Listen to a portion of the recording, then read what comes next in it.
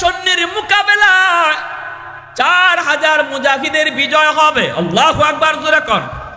এটা কি শক্তির বলে আর অস্ত্রের বলে নাকি ইমানি পাওয়ারে? জোরে কোন, ইমানি পাওয়ারে। কোন পাওয়ারে? জোরে বলেন কোন পাওয়ারে? তাহলে মুসলমান যুদ্ধ করে অস্ত্র বলে না ইমানি পাওয়ারে? মুসলমান যুদ্ধ করে সৈন্য বলে নাকি ইমানি পাওয়ারে? আল্লাহ যখন সাথে থাকেন, ইমানি পাওয়ার নিয়ে যখন যুদ্ধ করে একজন 1000 জনের জন্য যথেষ্ট হয়ে যায়। ভাইরা বন্ধুরা, আল্লাহর নবী রহমতের নবী বলেন, এত বড় ভয়ঙ্কর একটা যুদ্ধ 2 লক্ষের মোকাবেলা করবে মাত্র 3 থেকে 4000 আমার সাহাবী সশস্ত্র মুজাহিদ বাহিনী। নবীজি বলেন, এই যুদ্ধে আমার সেনাপতি কারা হবে আমি নবী ঘোষণা দিতেছি। একটু দিলটা নরম করে কথাগুলি বুঝুরি যুবক। আজকে তোমার আমার দ্বারা ইসলাম কতটা অবহেলিত, যে ইসলাম পেয়েছি আমরা সাহাবীদের এত এত কুরবানির দ্বারা। একটু নিজেরে বুঝাও, একটু বুঝাও। আজ তোমাকে মসজিদের মিনার আজান শোনার পরও তোমাকে মসজিদে আনতে পারে না। আল্লাহর জমিনে আল্লাহর দিন কায়েম হোক, এজন্য তুমি একটু সময় বের করতে পারো না। একটু বুঝো, একটু শোনো, একটু বুঝো, একটু শোনো। কেমন কুরবানি ছিল নবীর সাহাবায়ে কেরামের, কেমন কুরবানি ছিল। নবীজি বলেন, আজকের যুদ্ধের সেনাপতি, প্রথম সেনাপতি হবে আমার কলিজার টুকরা পালক পুত্র। আজকের যুদ্ধের প্রথম সেনাপতি যায়েদ ইবনে হারেসা। নবীজি তার সন্তানকে আজকের যুদ্ধের প্রথম সেনাপতি বানিয়ে দিলেন। কেমন যুদ্ধ? কয় 2 লক্ষের মোকাবেলা করবে। কয়জন? কয় মাত্র 4000। বলুন তো কেমন একটা যুদ্ধ? এই যুদ্ধে নবী সেনাপতি বানাইলেন কলিজার টুকরা সন্তানকে। আল্লাহু আকবার।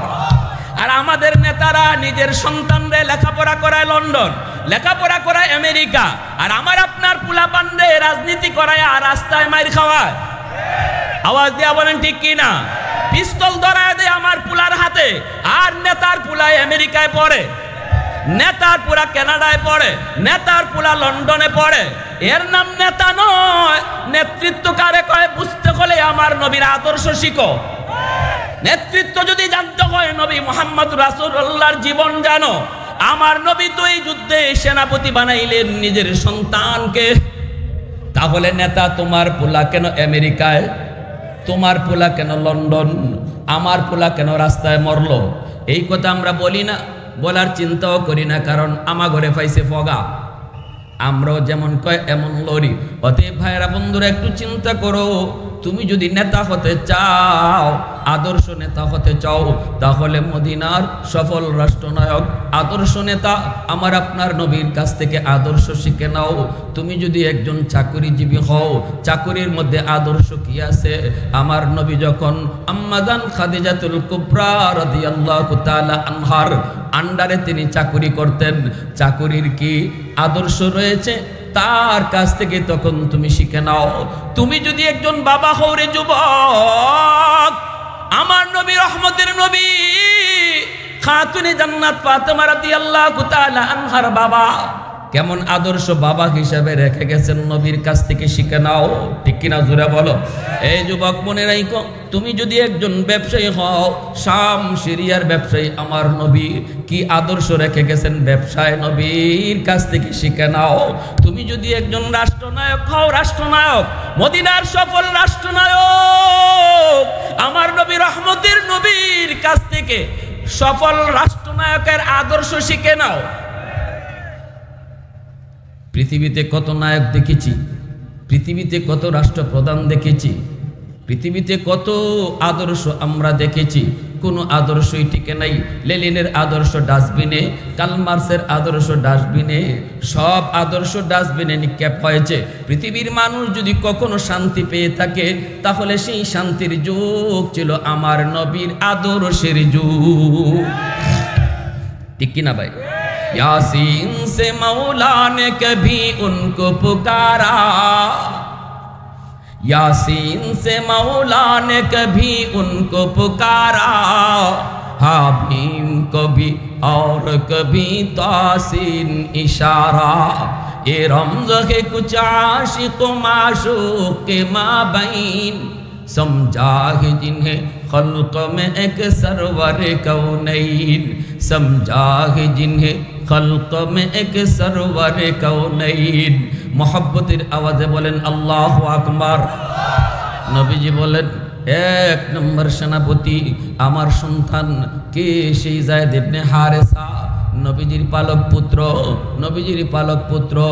आल्लाहर नबी एत माया करतें एत आदर करतें नबीजिर औरसे कोनो छेले सन्तान बाँचे नाई जारा छिलेन तारा मारा गेছেন शिशुकाले आल्लाहर नबी एकजन छेलेके पालছেন से के कय जायद इब्ने हारेसा नबीजिर पालक पुत्र एत माया एत आदर अम्माजान आयशा सिद्दीका रादियाल्लाहु ताआला आनहा बोलेन नबीजी जखन घरेर भितरे थाकतेन आमी आयशार पाशे नबी बसा हठाৎ करे जायदेर आवाज शुनलेन घरेर बाहिरे नबीजी जखनई जायदेर आवाज पाइतेन तखन कार सामने नबी बसा एई खेयालटा नबीर थाकतो ना दौड़ दिया जायदेर काछे चले जाइते आवाज दिया कन्ना सुबहानाल्लाह আর জোরে কন্না সুবহানাল্লাহ হবে না কেন কারণ এই যায়েদ ইবনে হারেসা তিনি তো মক্কার মানুষ নন মদিনার মানুষ নন তিনি তো ইয়ামেনের মানুষ শিশুকালেই মার সাথে বাবার সাথে সফরে যাওয়ার পথে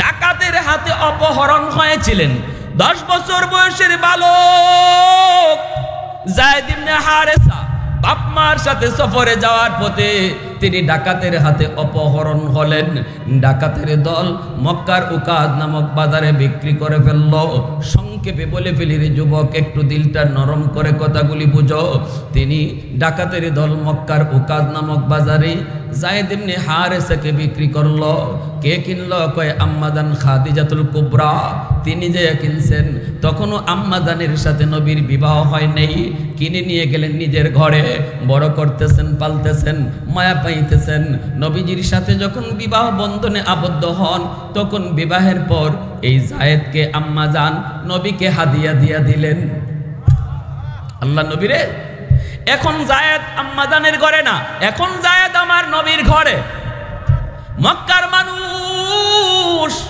তারা জানতো যায়েদ মুহাম্মদের গোলাম এমনটাই জানতো আল্লাহ নবী মায়া করে করে বড় করেন এইদিকে যায়েদের মা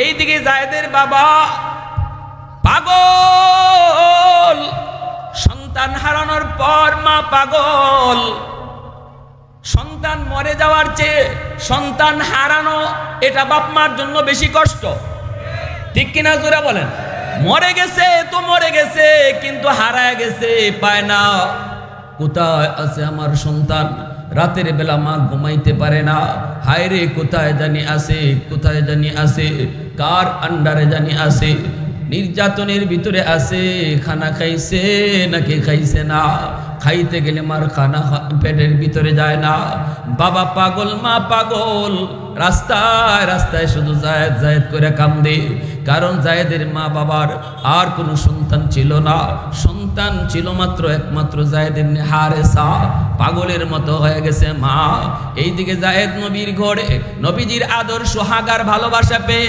যায়েদ সব ভুলে গেছে মা ভুলে গেছে বাবা ভুলে গেছে নবীর কাছেই বাপ মা পায়া গেছে সুবহানাল্লাহ কইতেন না আমার নবীর মায়া আমার নবীর ভালোবাসা যায়েদের মার কথা বাবার কথা ভুলাইয়া দিছে এইদিকে ইয়ামেন থেকে কিছু মানুষ মক্কায় আসলো হজের সময় আল্লাহ নবীর কাছে যায়েদকে দেইখা তারা চিনে ফেললো এ তো আমাদের যায়েদ আজ থেকে 10 বছর আগে 8 বছর আগে যে যায়েদ অপহরণ হয়েছিল তার মা এখনো পাগল বাবা এখনো পাগল হায় যায়েদ করে করে ওরা পাগল এই যায়েদ তো দেখা যায় মুহাম্মদের কাছে এই মুশগুলা ইয়ামিন গেল যায় বলল ওই যায়েদের বাপ তোমাদের যায়েদকে আমরা দেখেছি যায়েদের বাবাই কই কোথায় কয় মক্কায় মুহাম্মদের কাছে দেখেছি মুহাম্মদের নাকি সে গোলাম মুহাম্মদের সে গোলাম যাও একটু যাও তোমরা টাকা পয়সা নিয়ে যাও গোলাম যদি হয় তাহলে তো কিনে আনতে পারবা। আর মুহাম্মদ বড় ভালো মানুষ, শুনেছি তিনি ভালো মানুষ, বড় নবী, আল্লাহর পয়গম্বর, তার দিল বড় উদার, অনেক ভালো মানুষ। যদি তোমরা দয়ামিন কথাটা মূল কথাটা বলো, কেমনে হারাইছে কেমনে হারাইছো, যদি বলো মনে হয় মুহাম্মদ তোমাদের সন্তান ফিরিয়ে দিবে। যায়েদের বাপ, যায়েদের চাচাকে সাথে নিয়ে মক্কায় নবীর খুঁজে চলে আসলেন। আল্লাহ নবীর সাথে দেখা, মায়ার নবী, দয়ার নবী বলেন আপনারা কোত্থেকে এসেছেন? কয় ইয়ামেন থেকে এসেছি। কেন? কয়ে এসেছি আপনার কাছে নাকি আপনার একটা গোলাম আছে নাম যায়েদ। নবী কয় হ। তো কি হয়েছে? এই কথা বলতেই যায়েদের বাপ চোখের পানি সাইরা নবীর সামনে কান্না শুরু করে দিল। বলতেছে নবী গো, এই যায়েদ হলো আমার সন্তান। আজ থেকে 10 বছর আগে ডাকাতের হাতে অপহরণ হয়েছিল। তার মা এখনো পাগল, স্বাভাবিক জ্ঞান ফিরে আসে নাই। আমাদের আর কোনো সন্তান নাই। নবী গো, আপনার কাছে ভিক্ষা চাই, ভিক্ষা চাই, আমার সন্তানটারে ফিরিয়ে দেন, কারণ এটা আমার হারানো সন্তান, এটা আমার হারানো সন্তান। আল্লাহর নবী বলতেছে টাকা লাগবে না, পয়সা লাগবে না, বিনিময় লাগবে না, আমি আগে যায়েদকে আনি, চিনো, যায়েদও আপনাদেরকে চিনক, এরপরে আমি সিদ্ধান্ত নিব। নবী ডাক দিলেন যায়েদ। পাশের রুম থেকে যায়েদ ইবনে হারেসা তিনি আসলেন। আসলে পরে আইসা দেখেন নবীর পাশেই 2 জন মানুষ বসে আছে। একজন হলো বাবা, আরেকজন হলো চাচা। যায়েদ দেখেই চিনে ফেলেছে, ইনি তো আমার হারানো আব্বা, ইনি তো আমার চাচা, ইনি তো আমার চাচা। তাকায় রইছেন। যায়েদকে পাইয়া বাবা লাভ দিয়া উঠল, ওইটাই দৌড় দিয়া সন্তানকে বুকে জড়ায়া বাবা কান্না শুরু করে দিল। আল্লাহ নবীর সামনে বাবায় কান্দে, ছেলেও কান্দে। রহমতের নবী, মায়ের নবী, তিনিও কান্দেন। আল্লাহর নবীর সামনে কেউ কান্না করলে নবীজি অটো তিনি কান্না শুরু করে দিতেন। নবীজির চোখ দিয়ে দর দর করে পানি পড়ে। নবী কান্দে আর কয়, মালিক আমার যায়েদ তো আব্বা পাইলো, কিন্তু আমি নবী আব্বা কোথায় পাইব? জন্মের আগেই তো আমি নবী বাবা হারাইছি। আমার যায়েদ তো বাবাকে বুকে দুইরা আদর করলো, কিন্তু আমি মুহাম্মদের বাবা কোথায়? একবারও জীবনে আব্বা কইয়া ডাক দিতে পারি নাই। বাবা ডাকের ভিতরে কত মজা, আমি নবী তা জানি না। আব্বু ডাকের মধ্যে কত মজা, আমি নবী তা জানি না। আল্লাহ নবীর চোখ দিয়ে পানি পড়ে। এইবার নবী বলতেছে যায়েদ তুমি চিনছো নি এদেরকে? যায়েদ কই নবী গো আমি চিনছি, আমার আব্বা আর আমার চাচা। আল্লাহ নবী কই যায়েদ ওনারা আসছেন তোমাকে নিয়ে যাওয়ার জন্য, বিনিময় এসেছিলেন টাকা পয়সা, আমার কোনো কিছুই লাগবে না।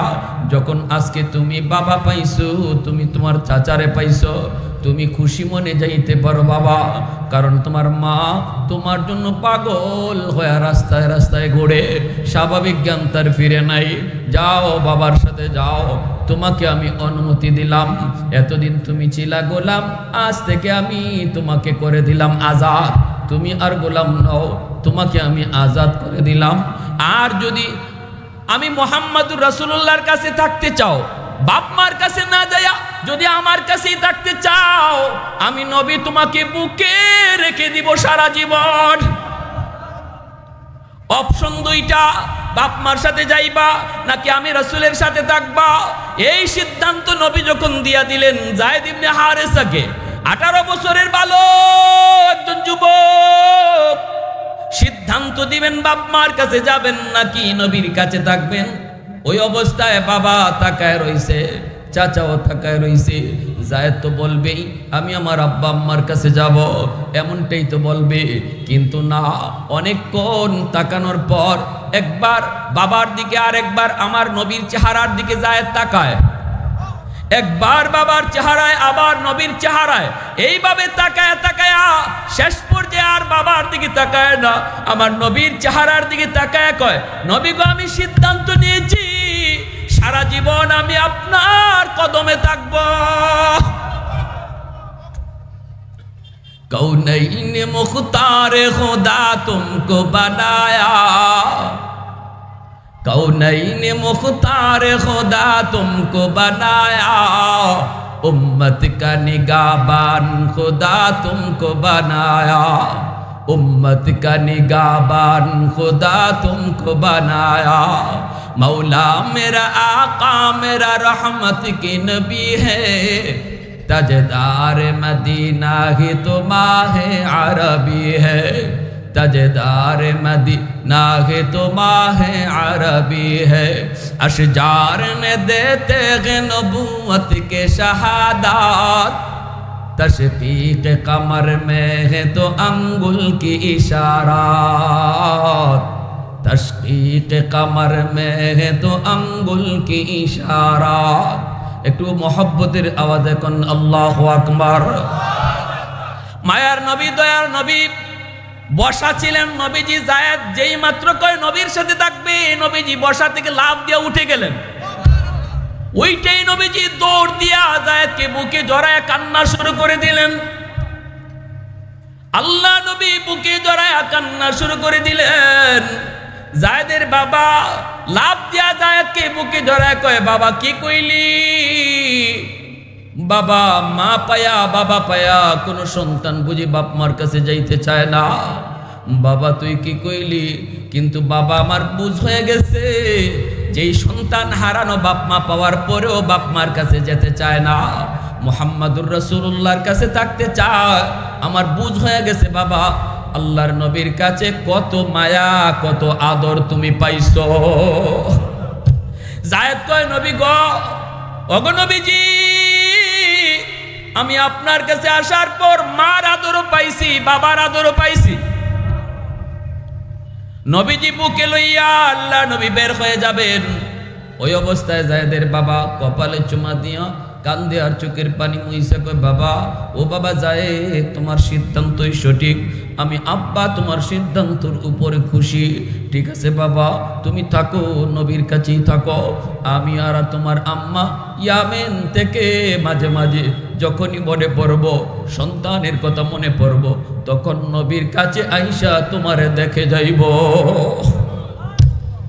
একটু দিলটার নরম করে বুঝো যুবক, আজকে যে ইসলাম তুমি নগদে পাইছো, এই ইসলাম পাওয়ার পিছনে কি পরিমাণ কুরবানি নবীর সাহাবীদের। একটু ইতিহাস দেখো, কেমন করে তাদের সামনে হাসরের মাঠে মুখ দেখামো, কেমন করে মুখ দেখামো। আল্লাহর নবী কলিজার মধ্যে লইয়া নবীজি ঘর থেকে দৌড় দিয়া বের হইয়া সাফা পাহাড়ের উপরে উইঠা মক্কার মানুষকে ডাইকা কয়, ও মক্কার মানুষ শোনো, এতদিন পর্যন্ত তোমরা জানতা যায়েদ হলো মুহাম্মদের গোলাম। আজ ভালো করে শোনো, যেই যায়েদ মা পাইয়া বাবা পাইয়া, হারানো বাপ মা পাইয়া বাপ মার কাছে যেতে চাইল না, আমি নবীর কাছে থাকার সিদ্ধান্ত নিল, তোমরা মক্কাবাসী শুনো, আজ থেকে যায়েদ আর গোলাম না, আজ থেকে যায়েদ হলো মুহাম্মদের কলিজার টুকরা পুত্র। একটু আওয়াজ দেখুন সুবহানাল্লাহ। ওই দিন থেকে যায়েদ মক্কার মানুষের কাছে পরিচয় হলো, যায়েদ মুহাম্মাদুর রাসূলুল্লাহর পুত্র, মুহাম্মাদুর রাসূলুল্লাহর পালক পুত্র। ওই যায়েদ ইবনে হারেসাকে নবীজি এত মায়া করতেন, এত আদর করতেন। সেই যায়েদকে ওই মুতার যুদ্ধ, ওই রোম সম্রাটের বিরুদ্ধে যেই যুদ্ধ, ঐতিহাসিক যুদ্ধ, যেই যুদ্ধে দুশ্মন হলো 2 লক্ষ আর মুসলমানরা হলো মাত্র 4000, কোন রওয়ায়াতে 3000। এই অল্প সংখ্যক মুজাহিদ এই জায়গার মধ্যে তারা, আর দুশ্মন হলো 2 লাখ। এত বড় কঠিন একটা যুদ্ধ, ওই যুদ্ধের প্রথম সেনাপতি আল্লাহ নবী তার কলিজার টুকরা সন্তানকে বানাইলেন। এরপরে নবীজি জানেন, আল্লাহ নবী জানেন এই যুদ্ধে প্রথম সেনাপতি শহীদ হবে, এটা আল্লাহ জানায় দিছে। এরপরও নবীজি প্রথম সেনাপতি যায়েদকেই বানাইলেন। আর নবী বললেন, আমার যায়েদ যদি শহীদ হয়, শহীদ যে হয়ে যাবে এটা নবী বলেন নাই, নিশ্চিত করে বলেন নাই। নবী কিন্তু জানেন নিশ্চিত, কিন্তু আল্লাহ নবী সাহাবায়ে কেরামকে ডাইরেক্ট বলতেছেন না, যায়েদকেও ডাইরেক্ট বলেন না। নবী বলেন আমার যায়েদ যদি শহীদ হয়, আল্লাহু আকবার জোরে বলুন। নবী বলতেছেন আমার যায়েদ যদি শহীদ হয়, সেনাপতি হবে জাফর ইবনে আবি তালিব, জাফর ইবনে আবি তালিব। এরপরে নবী এটাও জানেন জাফর তিনিও শহীদ হয়ে যাবেন। এজন্য নবী কয় আমার জাফর যদি শহীদ হয়, সেনাপতি হবে আব্দুল্লাহ ইবনে রাওয়াহা, আব্দুল্লাহ ইবনে রাওয়াহা। নবীজি এই 3 নম্বর সেনাপতির নাম ঘোষণার পর আল্লাহ মেসেজ দেয়, মেসেজ দেখে বন্ধু তোমার তৃতীয় সেনাপতি তিনিও শহীদ হয়ে যাবে। এইবার নবী কয় আমার আব্দুল্লাহ যদি শহীদ হয়, সেনাপতি হবে চতুর্থ একজন, নাম আমি রসুল বলবো না, পরামর্শ করে তাকে বানানো হবে। তবে আল্লাহ আমাকে জানাইছে তার উপাধি হলো সাইফুল্লাহ, সে হবে আল্লাহর তলোয়ার। আর সেই চতুর্থ সেনাপতির হাতে এই ঐতিহাসিক বিজয় আল্লাহ দান করবে। আওয়াজ দিয়া বলেন সুবহানাল্লাহ, আরো জোরে সুবহানাল্লাহ। আহাদুল লাইসা কামিসলিক সামাদুল লাইসা কাফাদলি লিমানিল মুলকু তুগু ইতু সাজাওয়ার খুদাই তো খুদাওয়ান্দে আমি নি তো খুদাওয়ান্দে সারি তো খুদাওয়ান্দে জমিনি তো খুদাওয়ান্দে সামাই তু রহিমি তু করিমি তু সামিঈ তু বসিরি তু মুইজ্জি তু মুদিল্লি তু মালিকিল আরশি বজাই বরি আজ চুচিরা ই বরি আজ সুরতে রঙ্গি বরি আজ ইজ্জ নিয়াজি বরি আজ বিমু উমিদি বরি আজ খুরদন অখুফতন বরি আজ তোহমত মরদন বরি আজ বিমু উমিদি বরি আজ রঞ্জ বালাই। মুসলমানের আওয়াজে বলেন আল্লাহু আকবার। আরো জোরে আওয়াজ হয় নাই আল্লাহু আকবার। ভাইরা আমার, আল্লাহ নবী যখন এই ঘোষণা দিলেন, উপস্থিত মজলিসের সাহাবায়ে কেরাম সবাই তারা অনুমান করে ফেললেন নবীজি 4 জন সেনাপতির কথা বলছেন, 3 জনের নাম প্রকাশ করছেন। এরপরে নবীজি 3 জনের নামের সাথেই শহীদ শব্দ লাগাইছেন। চতুর্থ সেনাপতির নাম নবী কন্যাই শহীদ নামের সাথে লাগান নাই।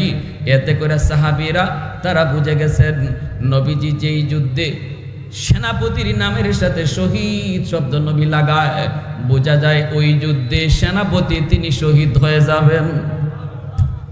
আল্লাহ নবী কোনো একজন সেনাপতির পরে যদি আরেকজন সেনাপতির নাম ঘোষণা করে, এত বোঝা যায় প্রথম সেনাপতি যুদ্ধে শহীদ হয়ে যাবে। এতে করে সাহাবায়ে কেরাম সবাই বুঝে গেলেন প্রথম 3 জন তারা আজকের যুদ্ধে শহীদ হয়ে যাবেন। কে সেই 3 জন? 1 নম্বরে নবীর কলিজার টুকরা সন্তান, নাম হলো যায়েদ ইবনে হারেসা। দ্বিতীয় হলো জাফর ইবনে আবি তালিব। কে তিনিও নবীজির আপন চাচাতো ভাই। আবু তালিব নবীর চাচা, ওনার সন্তান জাফর। আলী রাদিয়াল্লাহু তাআলা আনহুর ভাই, সেই আপন কলিজার আপন রক্তের চাচাতো ভাইকে দ্বিতীয় সেনাপতি বানাইছেন।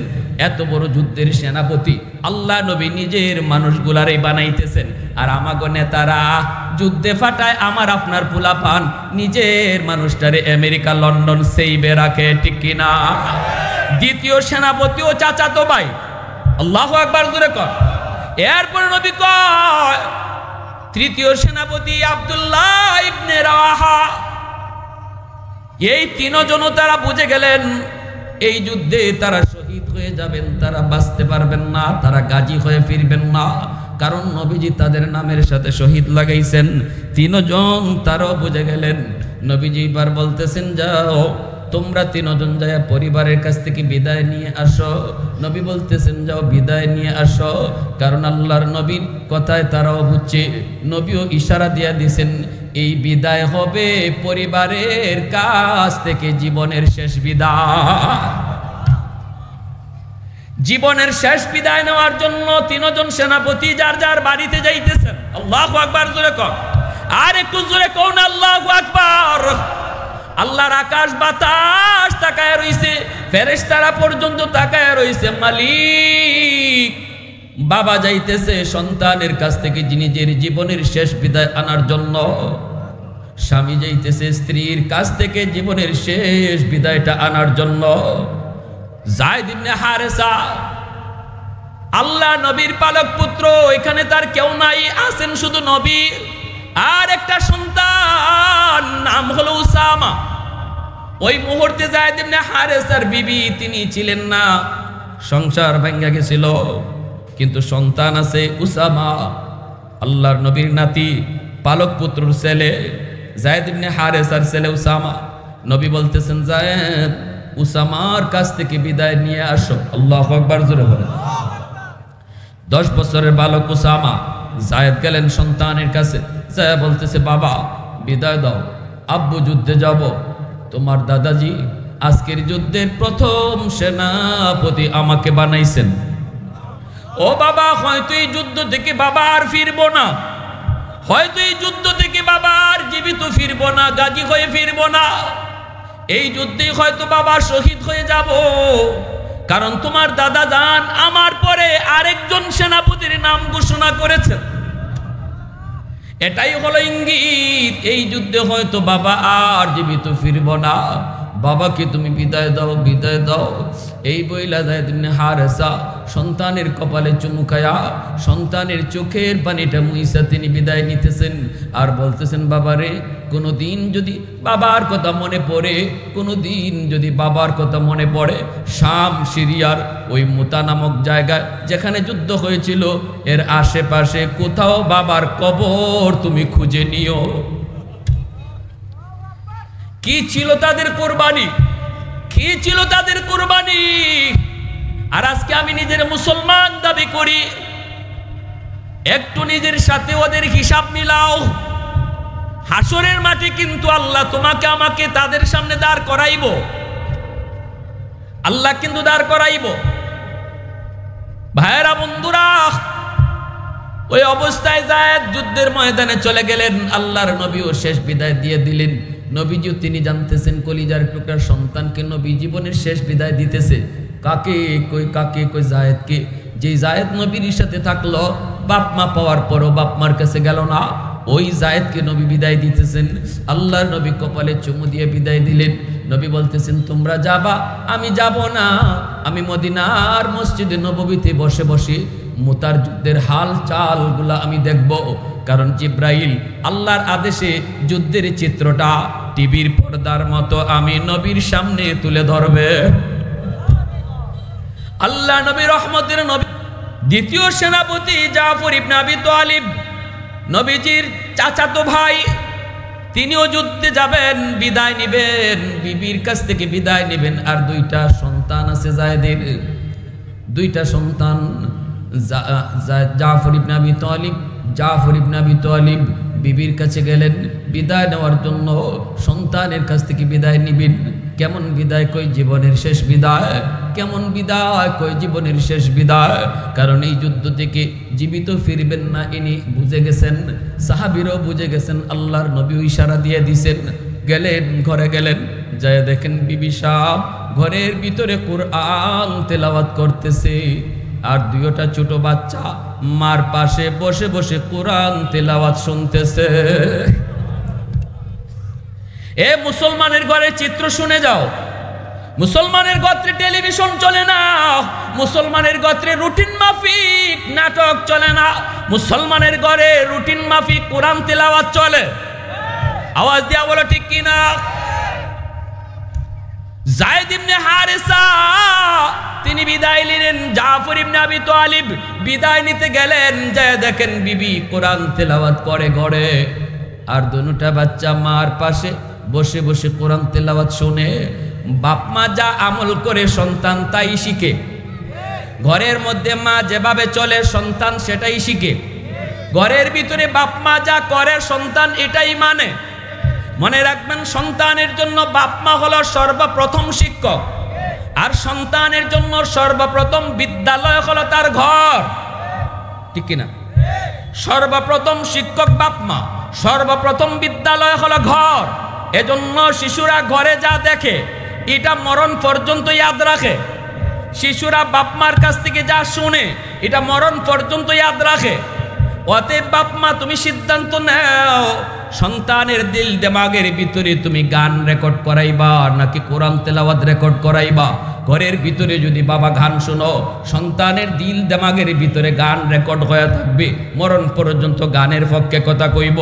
আর যদি তুমি ঘরের ভিতরে কোরআন তেলাওয়াত করো, সন্তান যদি তেলাওয়াত শোনে, মরণ পর্যন্ত কোরআন প্রেমিক হইব। এতটাই সে সময় খুব কম, মাত্র আছে 7 মিনিট। মনোযোগ আছে আপনাদের? শেষ দিলে 7 মিনিট আমার গণনাটা শেষ করে দিতে হইব, মনোযোগ একটু। বিবি সাহেব কয়, আল্লাহ আজকের যুদ্ধে তুমি মুসলমানদেরকে বিজয় দান করিও।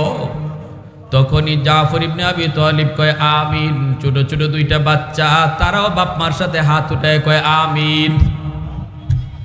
এইবার দ্বিতীয় দোয়া করে, মায় আল্লাহ আজকের যুদ্ধে মুসলমানদের সাহস বাড়ায় দিও, কারণ শুনেছি দুশমন 2 লাখ। জাফর কয় আমিন। 3 নাম্বার দোয়া করে, আল্লাহ আমার 2টা অবুঝ 2টা বাচ্চা এখনো কিছু বুঝে না, আল্লাহ আমার 2টা নিষ্পাপ অবুঝ বাচ্চার মুখের দিকে তাকায়া আমার স্বামীকে তুমি জীবিত ফিরে দিও। এই কথাটা বলতেই জাফর হাতটা আস্তে করে নামায় ফেললেন, আমিন বলেন নাই।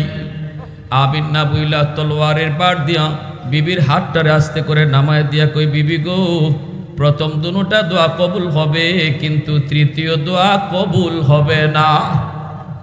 কারণ আমার নবী মায়ার নবী আমার শেষে আর একজন সেনাপতির নাম ঘোষণা করেছেন, আমার নামের সাথে নবীজি শহীদ শব্দ যোগায় করে দিচ্ছেন। শহীদ শব্দ যোগ করে দেওয়ায় বোঝা গেল এই যুদ্ধে আমি জীবিত ফিরবো না গো বিবি। এই তৃতীয় দোয়াটা কবুল হবে না, হবে না, হবে না। বিদায় দাও, বিদায় দাও, কিয়ামতের ময়দানে জান্নাতে তোমার সাথে আমার দেখা হবে। 2টা বাচ্চা বাবাকে বুকে জড়ায় কান্না শুরু করে দিছে। আব্বু, ও বাবা কি কইতেছো? আম্মু কেন কান্দে বুঝি না। বাবা সামনে ঈদ, বন্ধুদের আব্বা ঈদের কাপড় চোপড় কিনে দিছে, তুমি কি আমাদের জন্য ঈদের নতুন কাপড় কিনে দিবা না? জাফর চোখের পানিটা মুইসা, 2টা বাচ্চার চোখের পানি মুইসা কপালে চুমা দিয়ে কই, বাবা জান্নাতে আল্লাহ জান্নাতি কাপড় তোমাদেরকে পরাইব। এই বইলা তিনি যুদ্ধের ময়দানে রওনা। 3 নাম্বার সেনাপতি আব্দুল্লাহ ইবনে রাওয়াহা, মাত্র তিনি বিয়ে করেছেন, বাসর করে ঢুকতে পারেন নাই। বিয়ের আসরে খবর এসেছে নবী তোমারে ডাকেন।